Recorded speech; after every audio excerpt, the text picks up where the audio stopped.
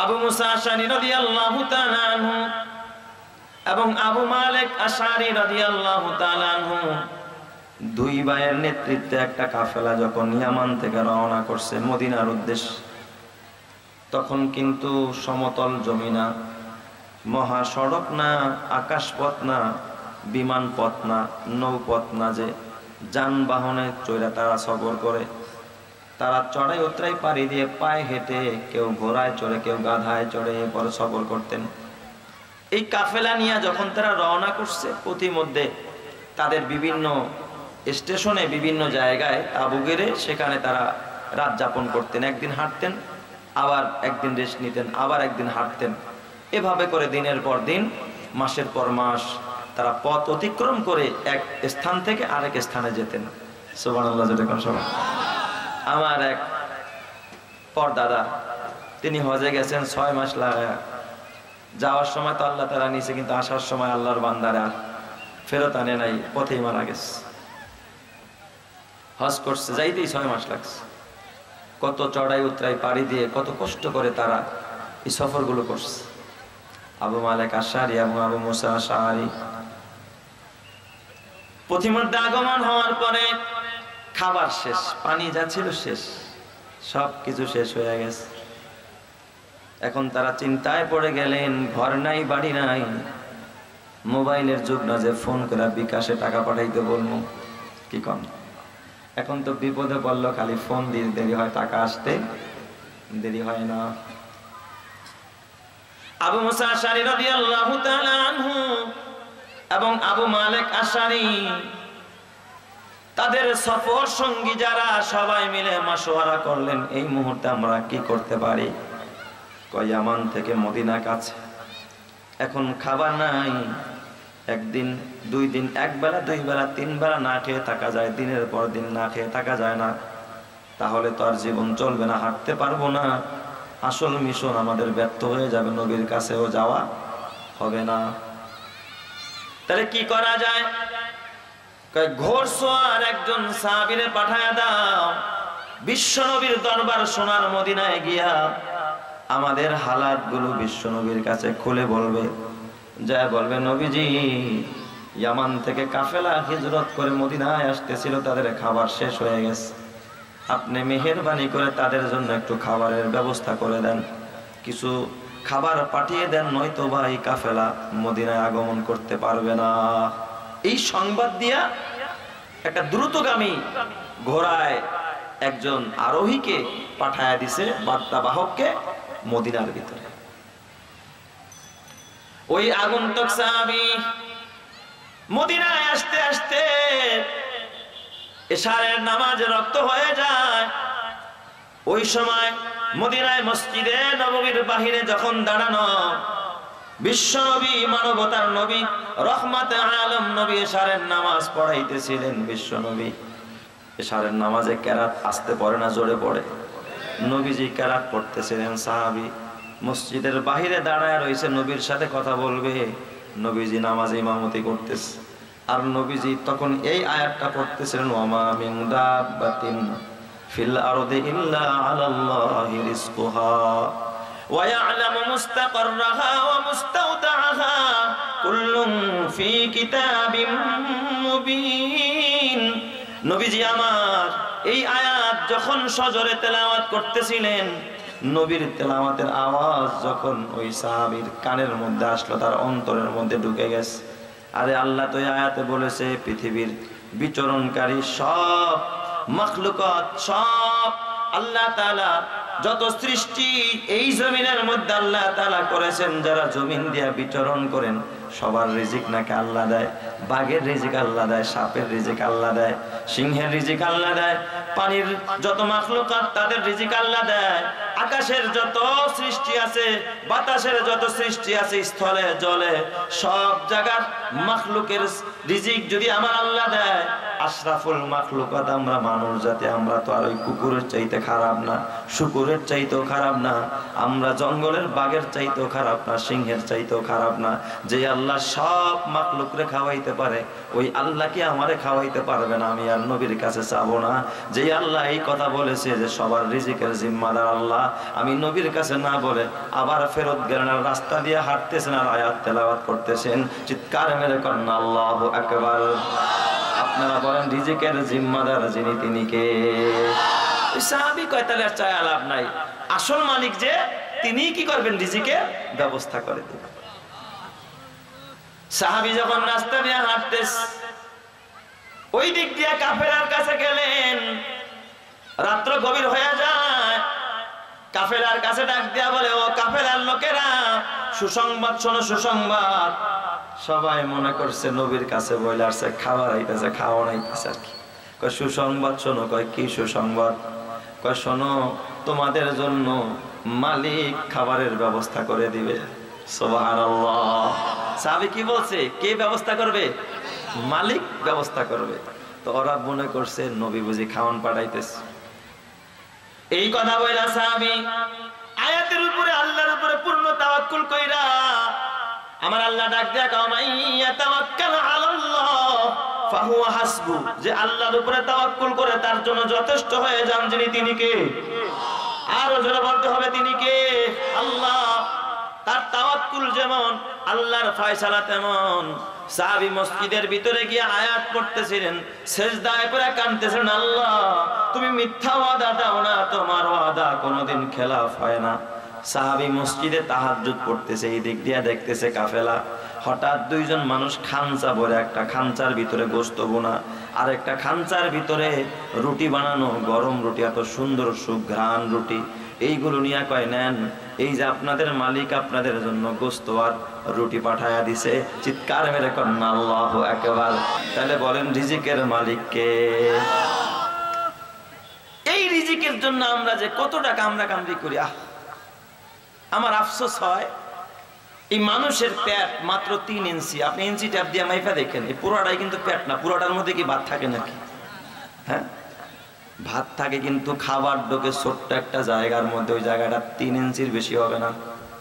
ইঞ্চি tap দিয়ে মাইফা দেখেন, 3 ইঞ্চি একটা পেটের জন্য এই মানুষ যতটা চিন্তা করে, যতটা ফিকির করে। কোনদিন জঙ্গলার একটা হাতি, যার পেটটা হলো কয়েক গজ, জঙ্গলার একটা হাতি এত পেরেশানি করে না। জঙ্গলার একটা বাঘ, জঙ্গলার একটা সিংহ, পানির অতল গভীরের তিমি মাছ, হাঙ্গর, কুমির, সাপ, বিচ্ছু, বিশাল বড় বড় অজগর, আলাম একটা আস্তে একটা ছাগল, যেই অজগর সাপ একাই গলৎকরণ করে ফেলে, একসাথে এক লোকমায় খেয়ে ফেলে। একটা অজগর সাপ কোনোদিন সে তার রিজিক নিয়ে এতটা চিন্তা করে না। মাত্র 3 ইঞ্চি পেটওয়ালা একটা মানুষ রিজিক নিয়ে যতটা চিন্তা করে। কথা ঠিক না ব্যাঠিক? যারা এই চিন্তা করতে গিয়া মানুষ খুন করে, এই চিন্তা করতে গিয়া মানুষকে গুম করে, এই চিন্তা করতে গিয়া সুদ খায়, ঘুষ খায়, মিথ্যা কথা বলে, ক্ষেতের আইল কাটে, আরে ভাইকে ভাই চোখ উঠায়া সম্পদ আদায় করে, আরেকজনের ঘরে শিং দেয়, হত্যা করে, দর্শন করে, খুন করে, গুম করে, দুর্নীতি করে। কথা ঠিক না ব্যাঠিক? যারা কয় ইঞ্চি পেটের জন্য? 3 ইঞ্চি একটা পেটের জন্য। এক রাজা, গল্প মনে পড়ছে, বলবো? এক রাজা, টাকা পয়সা হইলে মানুষ তো অন্ধ হয়ে যায়, তাই না? এক রাজা দুনিয়ার মোহে, সম্পদের মোহে তার জ্ঞান গুণ সব হারায় ফেলছে, আসল জ্ঞান হারায় ফেলছে। তো রাজায় খালি শৌখিনতা খুঁজে, টাকা হইলে যা হয় আর কি। এখন দর্জিদেরকে ডাকছে, এই দর্জি আলাদা, আমার এমন একটা জামা বানায় দিবি যেই জামা দ্বিতীয়টার পৃথিবীর কেউ পরে না। এমন মডেলের একটা জামা বানায় দিবি অনন্য, যেটার কি নাই আর সমকক্ষ বা সমতুল্য আর দ্বিতীয় পিস বাংলাদেশে সারা পৃথিবীতে কোথাও নাই। এমন একটা জামা বানায় দিবি। বলেন এটা কি সম্ভব নাকি? সম্ভব না। দর্জিরা এক একজন এক একটা বানায় দেয়, কয় দূরে বেড়া কি বানাইছো? আমার কথা মানতে, কেউ জেল দেয়, কেউ একেবারে হত্যা করে বেড়ায়। আমার হুকুমটা মানতে পারস নাই, কি বানাইছিস? এক দর্জি ছিল বড় চালাক, এ আবার টেক্সটাইল ইঞ্জিনিয়ার আর কি, আছে না, খুব ভালো, একবারে প্র্যাকটিস ভালো বুঝে। কয় বাদশা এটা আমি পারবো। সুবহানাল্লাহ বলবেন না? কিছু কিছু মানুষের মধ্যে আল্লাহ তাআলা কিছু ইলমের সাথে হিকমত দান করছে। সুবহানাল্লাহ জোরে কোন সবাই। এই যে আলেম ওলামারা বসা, আল্লাহওয়ালারা বসা, বলেন তো তাদের মধ্যে আল্লাহ যেমন ইলম দান করেছে, পাশাপাশি হেলেমও দান করছে, ঠিক না ভাই? ঠিক, হিকমত আল্লাহ তাআলা দান করছে। তো ওই দর্জি টেক্সটাইল ইঞ্জিনিয়ার আর কি, উনি আমি পারবো। কয় তারে বানাও। কয় না বাচ্চা, এত তাড়াতাড়ি না, এটার জন্য বিশাল বড় এক ফ্যাক্টরি লাগবে, কয়েকশো বিঘা জায়গা দেওয়া লাগবে আমারে। বাদশা তো ওইটা বানাইবে। ঠিক আছে তোরে দিলাম, সরকারি টাকা দিয়ে কয়েকশো বিঘা জায়গা দিয়ে দিস। দেখেন না, 600 বিঘা জমি সরকারি এক কর্মকর্তা হয়ে পুরা এলাকায় দখল করছে। 600 বিঘা জমি একাই দখল করে ফেলাইছে, আছে না নাই? এরকমের পাটপাড় আর সিটার আমাদের জমিনের মধ্যে আছে না নাই? অভাব নাই। তো এরপরে কয় এখানে অত্যাধুনিক মেশিন লাগবে, বিদেশ থেকে আমদানি করতে হবে। খালি বাদশা থেকে টাকা নেয়, ও আলুটায় ভিতরে কিচ্ছুই করে না, টাকা নিয়ে বাড়ি করতেছে আর কি। বাদশারে ধোকা দিতেছে, যেমন বাদশা তেমন তার দর্জি। তো এখন ও তো বাড়িঘর কইরা পুরো একেবারে বেগম পাড়ায় গিয়া, কানাডায় গিয়া, হ্যাঁ, বিশাল বড় শিল্প কারখানা খুলছে। বাদশারে ধোকা দিয়া বাদশারে বুঝাইছে কি, আমি এমন এক জামা বানাই দিব, এটার কোনো কি নাই, দৃষ্টান্ত আর পৃথিবীর কোথাও নাই। বুঝেন কথাটা? তো তখন ও করছে কি, 3 বছর পর্যন্ত এই কাজ করছে একটা জামা বানানোর লেগে আর কি।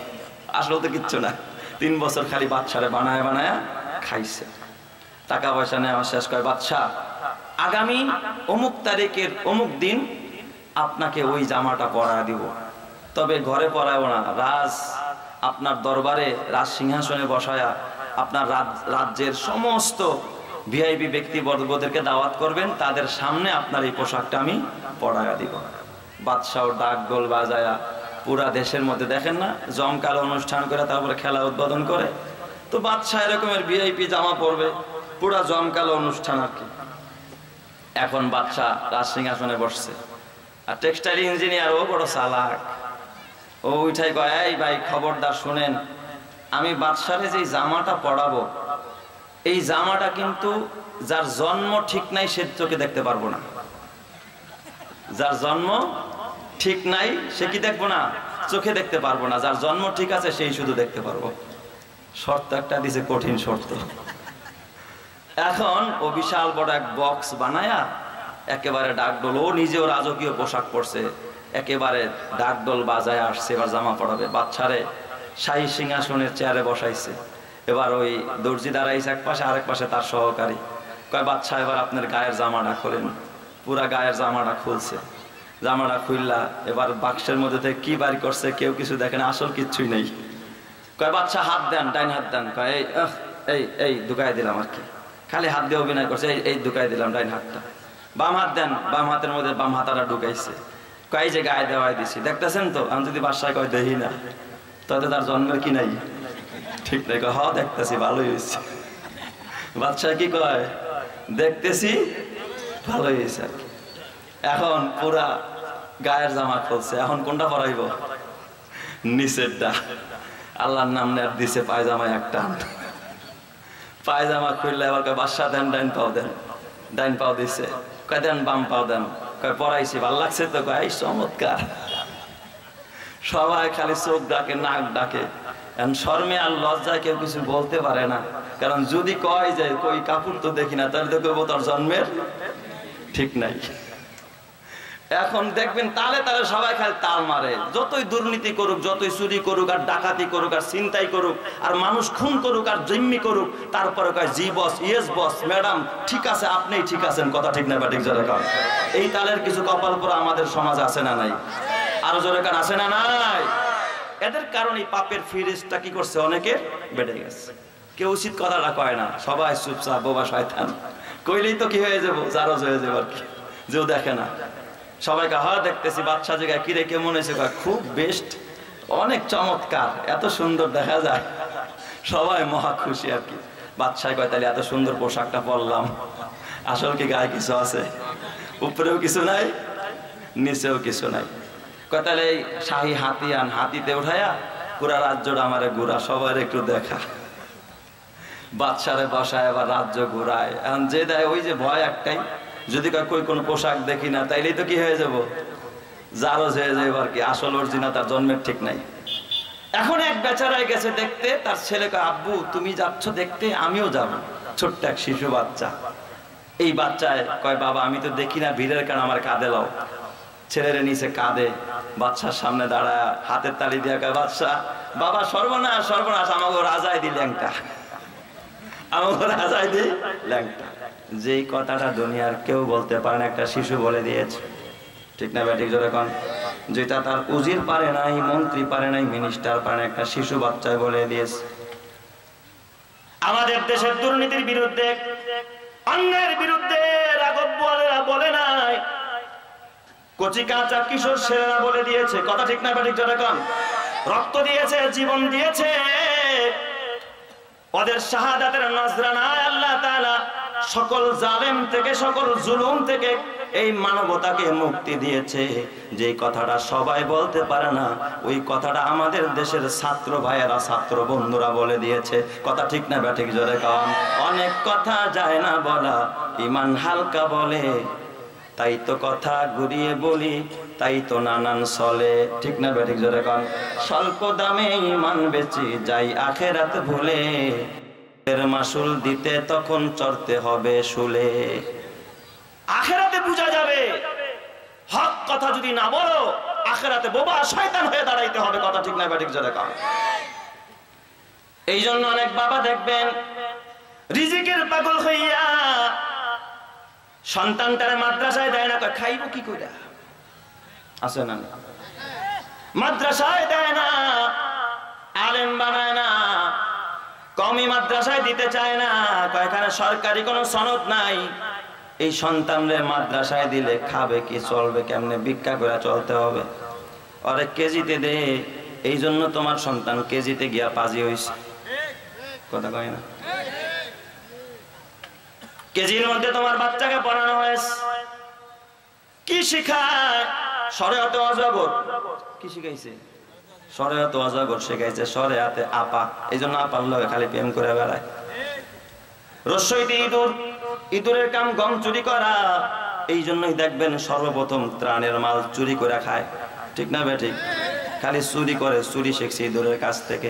দীর্ঘইতে ইগল, হাইওয়ান জানোয়ার হয়েছে, এতে আপেল আপেল খাওয়া শিখছে, বিতে বল বল খেলা শিখছে, শীতে ক্যাট ক্রিকেট খেলা শিখছে, ডিতে ডগ কুত্তার মতো চরিত্র হয়েছে। কসম আল্লাহর, এ মুসলমান ছড়া পড়ায়, ওই দেখা যায় তাল গাছ ওই আমাদের গা, ওইখানেতে বাস করে কানা বগির সাপ। ও বগি তুই খাস কি পান্তা ভাত, চাস কি পান্তা, আমি খাই না, পুঁটি মাছ পাই না একটা, যদি পাই অমনি ধরে গাপুস গুপুস খাই। তোর সন্তানরে গাপুস গুপুস খাওয়া শেখাইছে, যেন সুদ খায়, ঘুষ খায়, হারাম খায়, মাইরা খায়, ছিনতাই করে খায়, চুরি করে খায়, ডাকাতি করে খায়। কসম আল্লাহর, এই যে মাদ্রাসা জামিয়াতুল আবরার কওমি মাদ্রাসা, এই মাদ্রাসার ভিতরে গাপুস গুপুস খাওয়া শিখায় না, এই মাদ্রাসার ভিতরে কবিতা শেখায়। 3 দিন হতে খাইতে না পাই, নাই কিছু মোর ঘরে, দ্বারা পরিবার বাড়িতে আমার উপোস করিয়া মরে। নাহি পাই কাজে তাই তেজিরাজ বেড়াই ভিক্ষা করি, হে দয়ার নবী দাও কিছু মোরে, নহিলে প্রাণে মরি। আরবের নবী করুণার ছবি, ভিখারির পানে চাহি, কোমল কণ্ঠে কহিলেন তোমার ঘরে কি কিছু নাহি। বলিল সে আছে শুধু মোর কাছে কম্বল একখানি, বলিলেন রসুল এক্ষুনি গিয়া তাহা দাও মরে আনি। সম্বল তাহার কম্বল খানি বেচিয়া তাহার তরে, অর্ধেক টাকা দিলেন রসুল খাদ্য কিনিবার তরে, বাকি টাকা দিয়ে কুঠার কিনে হাতুল লাগিয়ে নিজে বলিলেন যাও কাঠ কেটে খাও, দেখো খোদা করে কি যে। সেদিন হতে শ্রম সাধনায় চলিল ভিখারির প্রাণ, বনের কাষ্ঠ বাজারে বেচিয়া দিন করে গুজরান। দুঃখ তাহার রহিল না আর, সুখী হলো সে ভবে, নবীর শিক্ষা করোনা ভিক্ষা মেহনত করো সবে। চিৎকার মেরে করেন আল্লাহু আকবার, আর জোরে বলেন আল্লাহু আকবার। বলেন তো এই কবিতার মধ্যে আদর্শ আছে না নাই? খাবারের চিন্তায় সন্তান রে মাদ্রাসায় দেয় না। এ যুবক ভাই, খাবারের জিম্মাদার কে? মাদ্রাসায় পয়রা আলেম ওলামারা না খায়া জীবনে মরে না। কোন হাফেজ সাহেব রিস্কা চালায় না, কোন আলেমকে কোনদিন ভ্যান চালাইতে দেখবা না। বহু এমএ পাস, বহু আইএ পাস, বহু বিএ পাস, বাদাম বেচা বেড়ায়, আছে না নাই? জোরে কোন আছে না নাই? কোরআনওয়ালাকে আল্লাহ বেইজ্জত করে না। খবরদার মুসলমান, ইয়ামান থেকে কাফেলা আসতেছিল মদিনায়, ঘটনা বলছেন না আপনারা? ওই যে সাহাবী মসজিদের মধ্যে আমল শুরু করে দিস, দুইজনে খানচা বইরা গোশত নিয়া রুটি নিয়া কয় নেন, আপনাদের মালিক পাঠায় দিছে, আপনারা পেট ভরা খানা খান। খাইছে, সবাই মিল্লা খাইছে, খায়া দেখে অর্ধেক রয়ে গেছে। কারণ এই খাবার তো আসমানের মালিকের দেওয়া, এই খাবারের মধ্যে বরকত দিয়েছেন যিনি, তিনি কে? বরকতে ভরা। এখন কয় খাবারটি তো নষ্ট করা যাবে না, নবীজি খাওয়ান পাঠাইছে, ওরা তো জানে না কে খাবার পাঠাইছে, ওরা মনে করছে মদিনার থেকে নবী খানা পাঠাইছে। কয় এই দুইজন সাথী তৈরি হয়ে যাও, খাবারগুলো ধাইকা সুন্দর করে রহমতে আলম নবীর দুয়ারে নিয়ে যাও। নবী যেত কষ্ট করে খানা পাঠাইলেন, নবীর দুয়ারে গিয়া বাকি খানাগুলো ফেরত দিয়া দাও। সুবহানাল্লাহ। খাবার নিয়ে ওরা আবার মদিনায়। নবীজি আমার মদিনার মসজিদে নববীতে যা সালাম দিছে, ফিদাকা বি উম্মি ইয়া রাসূলুল্লাহ, ওগো নবীজি এই যে নেন খাবার নেন, আপনি যে খাবার পাঠাইছিলেন খাবারগুলো বেশি হয়ে গেছে, খাবার অপচয় করতে চাই না, আপনি খাবারগুলো ফেরত নিয়ে নেন, আপনার আসহাবে সুফফার যারা আছে তাদেরকে খাওয়ায়া দেন। রহমতে আলম নবী ডাক দেয়া কয়, কি রে আমি তো খাবার পাঠাই নাই। কয় না, আমরা একজন প্রতিনিধি পাঠাইছিলাম আপনার কাছে। কয় কোথায় তোমাদের প্রতিনিধি? আমার কাছে ডাকো, আমার কাছে নিয়ে আসো। প্রতিনিধিকে আনা হলো। কয় জি রাসূল, নবীজি আপনি নামাজে পড়তেছিলেন, ওমা মিন দাব্বাতিন ফিল আরদি ইল্লা আলাল্লাহি রিজকুহা। আমার ইয়াকিন হয়ে গেছে, বিশ্বাস হয়ে গেছে, আমার আল্লাহ যদি বলে থাকে জমিনের সব মাখলুকাতের বিচরণশীল সব সৃষ্টির রিজিকের জিম্মাদার আল্লাহ, আমাদেরকে না খাওয়ায় মারবে না। আমি আপনার কাছে রিজিক চাই নাই, আমি আপনার কাছে হাত পাতি নাই, আল্লাহর উপরে তাওয়াক্কুল করে চলে গেছি। আল্লাহর নবী ডাক দিয়া কয়, তাহলে যেই মালিকের উপরে তাওয়াক্কুল করেছো ওই মালিকই তোমার ঘরে খাবার পৌঁছায়া দিয়েছে। চিৎকার মেরে করেন আল্লাহু আকবার। তাহলে রিজিকের মালিক কে? আল্লাহ শুধু মানুষরে খাওয়ায় তা না। আপনাদের কষ্ট হইতেছে নাকি? আমি কি শেষ করে দেব ভাই? আল্লাহ শুধু মানুষরে খাওয়ায় তা না। মুসা নবীর নাম শুনছেন? ছোট নবী না বড় নবী? যেই মুসা নবী ডাইরেক্ট কথা কয় কার সাথে? আল্লাহর সাথে। একবার দুইবার নয়, মুসা পয়গাম্বর ৩৫০০ বার সরাসরি ডাইরেক্ট আরশের মালিকের সাথে কথা কয়। সুবহানাল্লাহ। কয়বার? ৩৫০০ বার কথা বলছে পয়গাম্বর মুসা কালিমুল্লাহ।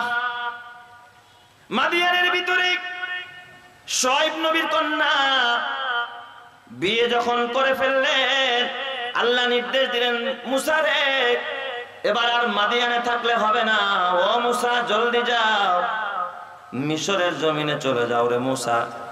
ইযহাব ইলা ফিরআউনা ইন্নাহু তাগা, যাও ওইদিকে যাও। মুসা পয়গম্বর বিবির সাথে নিয়ে রওনা, অন্তঃসত্ত্বা গর্ভবতী বিবি। ও আমার পর্দার মা, মাগো তোমরা যারা বয়ান শুনতেছো মা, তোমাদের হাতে পায়ে ধরা বলি মা, এই রূপ দ্বারা যৌবন এক সময় জং ধরে যাবে মা। নাকের ফুল থাকবে না, কানের দুল থাকবে না, গলার মালা থাকবে না, হাতের বালা থাকবে না। কালকে যদি মরে যাও মা, কোথায় যাবে নাকের ফুল? কে নিবে কানের দুল? কোথায় যাবে গলার মালা? কে চাইবে হাতের বালা? ও মা, ইন্ডিয়ান 3 পিসটাও সাথে যাবে না, হোম টেক্সের বিছানাটাও কবরে বিছায়া দিবে না। শুধুমাত্র ওই 2 গজের সাদা কাফনের কাপড় তোমার সঙ্গী হবে। কথা ঠিক না ব্যাঠিক? জোরে কান। এই দুনিয়াতে তুমি যতই করো আমার আমার, চোখ বুঝেই দেখো লাগবে তোমার শুধু যে আধার। এই দুনিয়াতে তুমি যতই করো আমার আমার, চোখ বুঝেই দেখো লাগবে তোমার শুধু যে আধার। যাদের প্রেমেতে তুমি গো আজ হলে দিওয়ানা, এরা জেনে নাও কেউ কবরের সাথী হবে না। যাদের প্রেমেতে তুমি গো আজ হলে দিওয়ানা, এরা জেনে নাও কেউ কবরের সাথী হবে না। কেউ বুঝা তোমার নিবে না সেই হাসর ময়দানে, কেউ বুঝা তোমার নিবে না সেই হাসর ময়দানে, কি আমল তুমি করলে নিয়ে যাবে সেইখানে। ফুল ফুটে যেমন ঝরে তেমন খোদার বাগানে, আয়ু কতক্ষণ কার এখানে কে বলো জানে। তাই থাকতে সময় না বুঝে ভাই জীবনের মানে, সব আছে লেখা দেখে না ওই আয়াতে কোরআনে, সব আছে লেখা দেখে না ওই আয়াতে কোরআনে। আল্লাহ তুমি আখিরাতের পুঁজি জোগাড় করার তৌফিক দাও, জোরে কানা আমিন। মুসা নবীর বিবি গর্ভবতী, অন্তঃসত্ত্বা, গভীর রাত, বিবির প্রসব বেদনা, ডেলিভারির যন্ত্রণা। একজন মা, শুধু ভুক্তভোগী মাই জানে সন্তানের মা হওয়া যে কত বড় কষ্টের, দুনিয়ার বাবারা বুঝবে না। মায়ের কাছে মাতৃত্বের সুখ সকল সুখের কাছে হার মানায়, কিন্তু একজন মা কতটা কষ্ট, কতটা ত্যাগ আর কতটা কুরবানি স্বীকার করে একজন সন্তানকে পেটের মধ্যে 10 মাস 10 দিন বোঝাবায়, কত কষ্ট করে সন্তানের প্রসব যন্ত্রণা একজন মা, ভুক্তভোগী মা যন্ত্রণাটা সহ্য করে। হযরত মুসা নবীর বিবি প্রসব যন্ত্রণা বাইরে গেছে। ব্যথার রোগীরে যদি আগুনের তাপ দেওয়া হয়, ব্যথার যন্ত্রণাটা একটু কি হয়, লাগবো হয়। মুসা নবী তো বিবিরে ভালোবাস, ডাক দেয়া বলে, বিবি আমার একটু দাঁড়াও, আগুন নিয়ে আসি। যাই তোমার জন্য একটু আগুন নিয়ে আসি। আগুনের তাপ নিলে মনে হয় যেন একটু ব্যথাটা প্রশমিত হয়। সুবহানাল্লাহ বলতে ইচ্ছা হয় না আপনাদের? আর একটু জোরে বলেন। আগুন আনতে মুসা নবী কই গেছে? তুর পাহাড়ের দিকে। ওইখানে যাওয়ার পরে আমার আল্লাহ মুসা নবীর সাথে লম্বা সময় কথা হয়। মুসা নবী আল্লাহকে দেখতে চায়, লম্বা ঘটনা ঘটে যায়। নূরের তাজাল্লি দেয়। ফালাম্মা তাজাল্লা রাব্বুহু লিল জাবাল জাআলাহু দাক্কান ওয়া খাররা মুসা সাইকা। নূরের তাজাল্লি যখন দিয়েছে মুসা, পাহাড়টা গলে গেছে। মুসা বেহুশ হয়ে জমিনে পড়ে গড়াগড়ি খাইতেছে। হঠাৎ হুশ আসছে, আহারে অন্তঃসত্ত্বা প্রেগনেন্ট বিবিরে রেখে আসলাম একা একা, তার জিম্মাদারি আমি কারে দিয়ে আসলাম, এই চিন্তা তার মাথায় ঢুকছে। এই লম্বা সময় এখানে আমি কাটাইলাম, আমার বিবির ফিকির কে করবে, বিবির জিম্মাদারি কে নেবে, তার মাথায় এটা ঢুকছে। একজন মানুষের মেমোরিতে কল্পনায় যে কি আছে এটাও জানেন যিনি, চিল্লায় বলতে হবে তিনি কে। মুসা নবীর মেমোরিতে এই কথাটা ঢুকছে, এটা জানতেন কে? আল্লাহ তাআলা ডাক দিয়া কয়, মুসা, এ মুসা, ওই যে হাতের লাঠি দেখা যায়, লাঠি, মুসা রে, পাহাড়ের পাদদেশে ওই যে একটা পাথর দেখা যায়, মুসা ওই পাথরে একটা আঘাত কর। মুসা পয়গম্বর লাঠিটা হাতে নিয়ে পাথরের মধ্যে আঘাত করলেন, পাথরটা ফেটে চৌচির হয়ে গেল। মুসা নবী দেখলেন পাথরের ভিতর থেকে আরেকটা সুন্দর স্বচ্ছ মসৃণ একটা পাথর বের হয়েছে। আল্লাহ আদেশ করে কয়, মুসা, দ্বিতীয় যেই পাথরটা পাথরের ভিতর থেকে বের হয়েছে এটার গায়ে আবার আঘাত। মুসা নবী দ্বিতীয় পাথরে আঘাত করলেন, ওই পাথরটাও ফেটে চৌচির হয়ে যায়, ভিতর থেকে আরেকটা তৃতীয় পাথর বের হয়ে যায়। আল্লাহ তাআলা ডাক দিয়ে কয়, মুসা, তৃতীয় পাথরে আঘাত করো। পয়গম্বর মুসা তৃতীয় পাথরের মধ্যে যখন আবার আঘাত করলেন, পাথরটা ফেটে চৌচির হয়ে যায়। কিন্তু মুসা নবী তাকায় দেখে এই তৃতীয় পাথরটা ফাটার পরে ভিতর থেকে একটা পোকা বের হয়েছে, যেই পোকার মুখের মধ্যে খাবার দেখা যায়। আর এই পোকাটা খাবার মুখের মধ্যে নিয়ে রবের প্রশংসা করতে করতে পাথরের উপর দিয়ে হাঁটতেছে। আর এই পোকার জবানের ভাষাগুলো আল্লাহ তাআলা মুসা নবীর কানের মধ্যে ফালায়া মুসা নবীকে বুঝার মতো যোগ্যতা দিয়া দিছে। চিৎকার মেরে কন্যা আল্লাহু আকবার। শামস কমার সুরখে জমি আঞ্জুম আখতার, দশতে দিওয়াল ওয়াদি সাহারা ও সমুন্দর, মোরা মুলক তামদরু তৈর কবুতর, শামো সে হর জুলম তুজো আহমর আসগর, গুলজার গুলো गुलजार गुलो पुरगे साजार किसने बनाया, गुलजार गुलो पुरगे साजार किसने बनाया, तौलेब मायूसी का हो ये सब जिसने बनाया। चिल्ला बोलें सब किसुके बनाइছেন কে? মুসা নবী দেখে ওই পিঁপড়াটা, ওই পোকাটা খাবারটা মুখের মধ্যে নিয়ে রবের প্রশংসা করে, সুবহানা মাইয়ারানি, আমি গুণগাথা বয়ান করতেছি ওই রবের, পবিত্রতা বয়ান করি ওই রবের, সুবহানা মাইয়ারানি। এই তিন পাথরের মধ্যে যেই আল্লাহ আমাকে দেখে, যেই আল্লাহ আমাকে, ওয়াসমাউ কালামি, আর আমি এই তিনটা পাথরের ভিতরে বসে আমি কি বলি এই কথাটাও শোনেন যিনি, তিনি কে? ওয়াসমাউ কালামি ওয়ারযুকুনি, তিনি আমার রিজিক দেয়। এই পাথরের ভিতরে, তিনটা পাথরের ভিতরে, যেই জায়গায় কোনো দরজা নাই, জানালা নাই, ভেন্টিলেটর নাই, বেলকুনি নাই, অক্সিজেন ঢোকে না, বলেন তো ওই জায়গার ভিতরে একটা পোকারে বাঁচায় রাখেন, চিল্লায়া বলেন তিনি কে? আর ওই জায়গার ভিতরে একটা পোকারে রিজিক দেয় যিনি, তিনি কে? ওই আল্লাহ কি তোমার আমার রিজিক দেওয়ার ক্ষমতা আছে না নাই? ওয়ারযুকুনি ওয়ায়াজকুরুনি, শুধু আমার রিজিক দেয় তা না, আমাকে স্মরণ করে প্রতিনিয়ত আমার কথা মনেও রাখে। ওয়ালা ইয়ানসানি, একটা মুহূর্তের জন্য আমার রব কোনোদিন আমারে ভুলে না।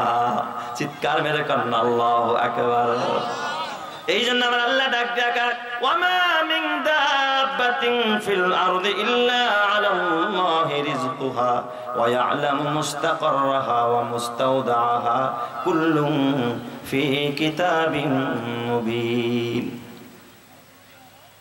এ আমার যুবক ভাই ও বুড়া বাবা, তো যেই কথা বলতেছিলাম, বাবা সন্তানকে মাদ্রাসায় দিতে চায় না, কয় কি মাদ্রাসায় বইরা মোল্লা বানায় লাভটা কি, খাইব কি?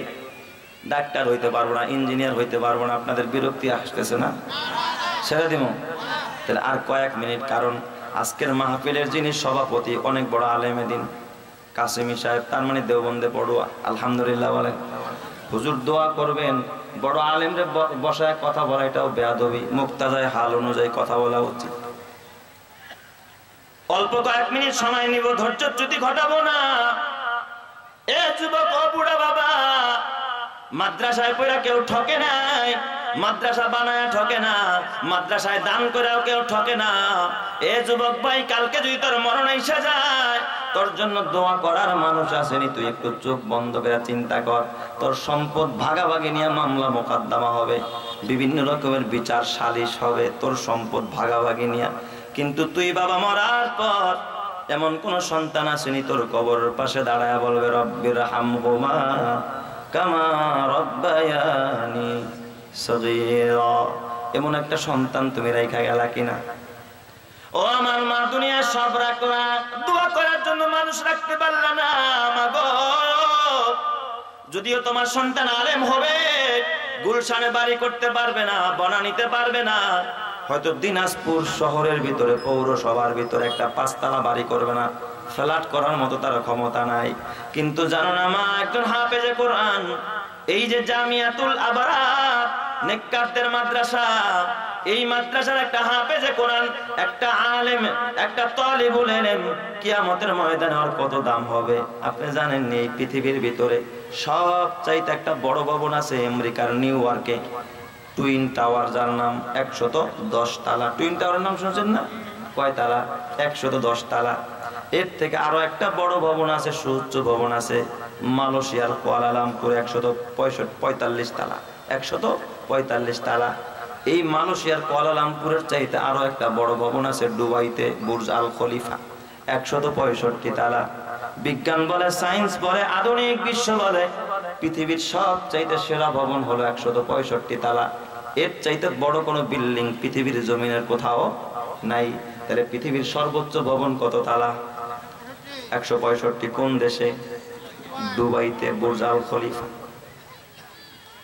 এ আমার যুবক ভাই ও বুড়া বাবা, হয়তো তুমি বেগম পাড়ায় বাড়ি বানাইলা, হয়তো তুমি নিউ ইয়র্কে গিয়া বুকিং দিলা, অথবা মালয়েশিয়ার কুয়ালালামপুরে অথবা বুর্জ আল খলিফায় বুকিং দিলা, কিন্তু এই যে জামিয়াতুল আবরার কওমি মাদ্রাসা, এই মাদ্রাসার একজন হাফেজে কোরআন, যদি ওর বাবা ভ্যান চালায়, ওর বাবা কৃষক মানুষ, ওর বাবা দিন মজুর, ওর বুকিংটা কোথায় তোমার তো জানা নাই।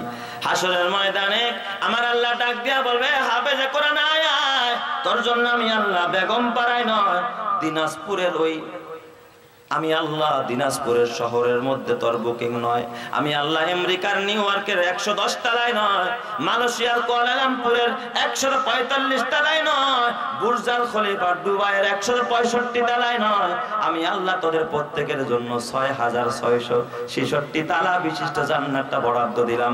এক একটা আয়াত পড়বি আর আমার জান্নাতের মধ্যে চড়তে থাকবি। আমি 6666 তালা বিশিষ্ট জান্নাতটা তোদের জন্য বরাদ্দ দিয়া দিলাম। চিৎকার মেরে আল্লাহু আকবার। আলেমেরই মাতা পিতা বড় ভাগ্যবান, রোজ হাসরে মাথায় হবে তাজ পরিধান। হাসরেরই কঠিন মাঠে হবে হাহাকার, সেই মুহূর্তে দেখবে সবাই কিনা চমৎকার। প্রশ্ন হবে মুকুট মাথায় কে বা কাহারা, জবাব হবে আলেমেরই মা বাবা তাহারা। সেই মুকুটের জ্যোতি হবে সূর্য থেকেও অধিক, যদিও তাহা এই দুনিয়ার ঘরে করে ঠিক।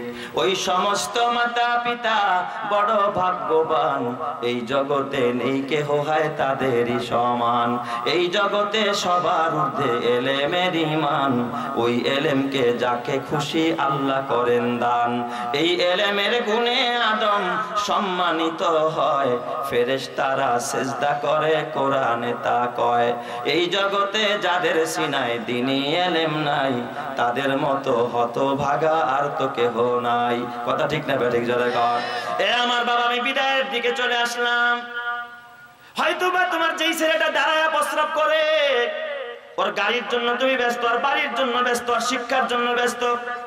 যেই মেয়েটা বেপরদায় প্রেম প্রীতি করে বেড়ায়, ওর সুখ শান্তি নিয়ে তোমার কত পেরেশানি হতে পারে, ওর কারণে তোমাকে জাহান্নামে জ্বলতে হবে।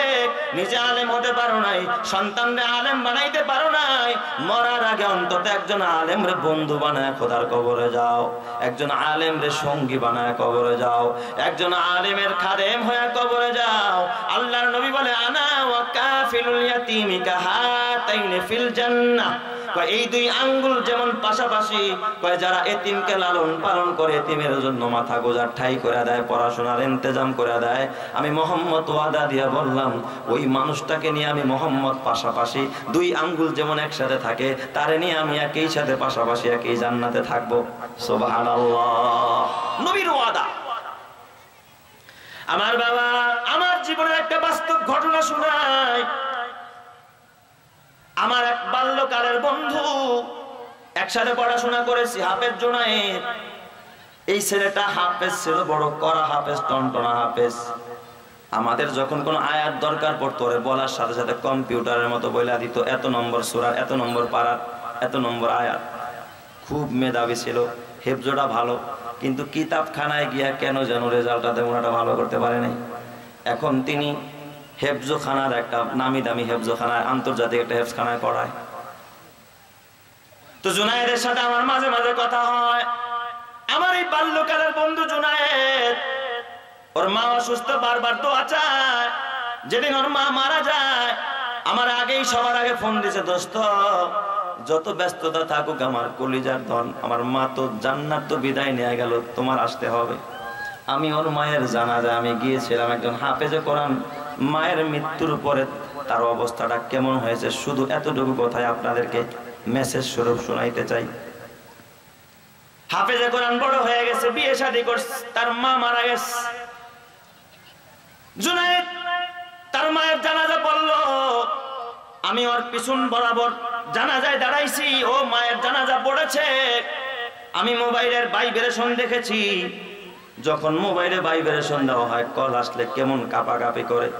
আমি পুরা জানাজার মধ্যে ওর শরীরটাকে পুরা জানাজার মধ্যেই দেখেছি, মোবাইলের ভাইব্রেশনের মতো ওর শরীরটা কাঁপতেছিল, পুরা জানাজার মধ্যে কান্না করতেছিল, তাকবীরের আওয়াজে বুঝছি যে কাঁদতেছে। মায়ের লাশটা সামনে নিয়ে হাফেজে কোরআন কান্দে। এ মা, তোর জীবনটা কত বড় ধন্য রে মা, তোর লাশ সামনে রেখে যে তোর হাফেজ ছেলেটা কান্দে, তোর ওসি সন্তান কোনো লাভ হবে না। ওসি সাহেব যদি অস্ত্রটা তাক করে কবরের পাশে গিয়া কয়, এমন কার নাকির ফেরেশতা, এটা আমার মা, বলেন কবর আযাব মাফ হবে নাকি? তোর ডিসি সন্তান ডিসি সাহেব যদি কবরের পাশে দাঁড়ায় কয়, এই মুনকার নাকির খবরদার, আমার মারে কষ্ট দিবি না, 2 পয়সার লাভ হবে না। তোর এমপি সন্তান, তোর মন্ত্রী সন্তানটাও কোনো উপকারে আসবে না। হাফেজে কোরআন মায়ের জন্য যখন চোখের পানি ফালা কান্দে, ওর চোখের পানি নাকের আগে আসতে দেরি হয়, আসমানের মালিক ওই পিতা মাতাকে ক্ষমা করে জান্নাত দিতে দেরি করে না। চিৎকার মেরে করেন আল্লাহু আকবার। বলেন তো আমার আল্লাহ পারে কি পারে না? পুরাটা জানাজা কেঁদে কেঁদে মায়ের জানাজা পড়লাম। লাশ নিয়ে আমরা কবরস্থানে গেলাম। জুনায়েদ নিজেই কবরস্থানে নামলো। আমি একেবারে কাছ থেকে দেখলাম পুরাটা সময় কাঁদতেছে, মায়ের কবরে রাখতেছে, দোয়া পড়তেছে, বাঁশের চালিগুলো বিছাইয়া মাটি দিয়া এই দিক দিয়া মাগরিবের পরে দাফন হয়েছে। সব মানুষ চলে গেছে একে একে, জুনায়েদ যায় না। আমি চিন্তা করলাম জুনায়েদরে নিয়ে তারপরে আমি বাসায় যাব। জুনায়েদ দেখি বৈশা বৈশা সূরা ইয়াসিন পড়তেছে। আমি চিন্তা করলাম ইয়াসিন সূরাটা শেষ করুক পরে যাব। ওর সাথে সাথে আমিও সূরা ইয়াসিন পড়লাম। মাগরিবের পর যেহেতু সূরা মুলক পড়েছি, সূরা ওয়াকিয়াটাও আমি তেলাওয়াত করলাম। জুনায়েদের ডাক দিয়া বললাম ভাই চলো বাসায় যাই। জুনায়েদ আমার ডাক দিয়া কয় ভাই আপনি যান, আমি যাব না। আমি বললাম জুনায়েদ পাগলামি করলে হবে না, আমার জন্য দোয়া করো, চলো বাসায় যাই। জুনায়েদ হাউমাউ করে কান্দে আর আমার বুকে জড়ায় ধরা। দেখি ওর কলিজার আগুন উতরায় উঠেছে। আমার ডাক দিয়া কয় ফরিদি ভাই আপনি কি বললেন? আমার মা ছোট্টবেলায় আমি বাবা হারাইছি, জন্ম হয়া বাবার আদর আমি পাই নাই। আমার মা আমার একা ফালায়া নিজের সুখ শান্তির জন্য আরেক জায়গায় বিয়ে বসতে পারতো, তাও বসে নাই। আমার মা আমার একা ফালায়া যায় নাই। আমি হেফখানায় পড়ি, আমার মা টিফিন বক্সে করে খাবার দিয়ে আসতো। আমার মা যদি এত কষ্ট না করতো আমি জুনায়েদ আজকে হাফেজ হইতে পারতাম না। আমার মা আমার একা ফালায়া যায় নাই। আজকে আমি আমার মারে কবরে একা রেখে আমি আজকে বাড়িতে যাব না। জুনায়েদের কান্না এমন দোয়া, কিবলা মুখে হাত উঠায়া আল্লাহ ডাক দেখ, আল্লাহ আমার মারে মাফ না করলে আমি আজকে আমার মায়ের কবর থেকে যাব না। জুনায়েদের কান্নার আকুতি আর মিনতি যেন আমার কলিজাটাকে একবারে চৌচির করতেছে। ওই মায়ের জীবন কত ধন্য, হাফেজে কোরআন মায়ের কবরের পাশে কাঁদে। ও মা তোমার কবরের পাশে কাঁদার মতো লোক আসেনি মা। এমন সন্তান বানাইলা কিনা, এমন একটা এতিমরে ভালোবাসা দিলা কিনা, এমন একটা এতিমরে তুমি তোমার সঙ্গী বানাইলা কিনা গো মা, যে এতিমটা তোমার জন্য দোয়া করবে, যে হাফেজটা তোমার জন্য দোয়া করবে। এই জন্য মা নিজে সন্তান আলেম বানাইতে পারো নাই, হাফেজ বানাইতে পারো নাই। মা গো একটা এতিমের জন্য পড়াশোনার ব্যবস্থা করে দাও, কিয়ামতের ময়দানে এই এতিম সন্তানটা হাফেজে কোরআনটা তোমাকে সুপারিশ করে খোদার জান্নাতে নিয়ে যাবে। কথা ঠিক না বেঠিক? জোরে কর। জুনায়েদ আমি জড়ায় ধরলাম, ভাই ওঠ উঠ জুনায়েদ ওঠ। জুনায়েদ ডাক দিয়া বলে হুজুর আমি এখন যাব না, আপনি যান, আমার ভালো লাগে। ঘরে আমার কেউ নাই, আমার জান্নাত আমার মা, যার পায়ের নিচে আল্লাহ আমার জান্নাত রাখছে। আমার মারে আমি কবরে একা রাইখা কেমনে আমি ঘরে যাব? অথচ আমার মা আমার জন্য কতই না কষ্ট করল। এরপরে দেখি ওর আত্মীয় স্বজন আইসা জুনায়েদরে ধরে তারপরে বাসায় নিয়ে যায়, কাঁদতেছে। আমি তখন আমার গাড়ির ড্রাইভারকে হুজুর যেতে হবে, তাড়াতাড়ি করে চলে আসলাম। 2 দিন পরে আবার ফোন দিলাম, জুনায়েদ কি অবস্থা ভাই রে? জুনায়েদ আমার ডাক দিয়া কয় ভাই আমি তো গত 1 দিন আগে আমার মারে আমি স্বপ্নে দেখলাম। কি স্বপ্ন দেখছো? আমি স্বপ্ন দেখি আমার মা ফুল বাগানে ঘুরতেছে একটা মালা হাতে নিয়া, আর আমি জুনায়েদরে খুঁজতেছে, আমার ডাকতেছে বাবা জুনায়েদ আয় আয়, এই মালাটা আমি তোর গলায় পড়ায়া দিব। আমি দেখি আমার মা মালা নিয়ে ঘুরতেছে আমার গলায় পড়ানোর মতো। এই স্বপ্ন দেখার পর আমার কলিজা ঠান্ডা হয়ে গেছে। চিৎকার মেরে করেন আল্লাহু আকবার। এই মহল কোঠা সোনা দানা সব পরে রবে, এই সব কবরে নিয়ে গেছে কে বলো কবে? এই মহল কোঠা সোনা দানা সব পরে রবে, এই সব কবরে নিয়ে গেছে কে বলো কবে? 2 গজ জমি কয়েক গজের ওই সাদা কাফন, শুধু এইটুকুতেই হবে তোমার জেনে নাও দাফন। যা পুঁজি তোমার এখনো তার বুঝলে না মানে, কি আমল তুমি করলে নিয়ে যাবে সেইখানে। ফুল ফুটে যেমন ঝরে তেমন খোদার বাগানে, আয়ু কতক্ষণ কার এখানে কে বলো জানে। তাই থাকতে সময় নাও বুঝে ভাই জীবনের মানে, সব আছে লেখা দেখে না ওই আয়াতে কোরআনে। এই জন্য আমার বাবা বিদায় কালে জানতে চাই, এই জামিয়াতুল আবরার কওমি মাদ্রাসা, এই মাদ্রাসায় হেদায়া জামাত খোলা হয়েছে রে বাবা। হেদায়া শরীফ কিছু নামি দামি কিতাব, ফিকহের কিতাবের মধ্যে সর্বোচ্চ কিতাব হেদায়া শরীফ। এরকমের প্রায় 40-50 সেট কিতাব লাগে এই মাদ্রাসার। যেই কিতাবগুলো পড়া ছাত্ররা আলেম হবে, হাফেজে কোরআন হবে, ওরা বড় বড় মুফতি হবে, বড় বড় ফকিহ পয়দা হবে। ওরা যত নেক আমল করবে সব সওয়াবের একটা অংশ আল্লাহ তোমার আর আমার আমলনামায় দিবে। এক সেট হেদায়া শরীফের কিতাবের দাম 5000 টাকা হবে। এই মজলিসের মধ্যে আমি এমন একজন মানুষ চাই, মার নামে এক সেট, বাবার নামে এক সেট, 2 সেট কিতাব 10,000 টাকা হবে। এই মাদ্রাসায় 2 সেট কিতাব দিবেন এমন কোন আল্লাহর বান্দা আছেন? হাতটা তুলে ভাগ্যবান হয়ে যাবেন। ওয়াদা করেন, কাছে আসেন, কাছে আসেন। ওই যে পিছনে এক ভাই 2 সেট কিতাব দিবে, কাছে আসেন, কাছে আসেন, আসেন।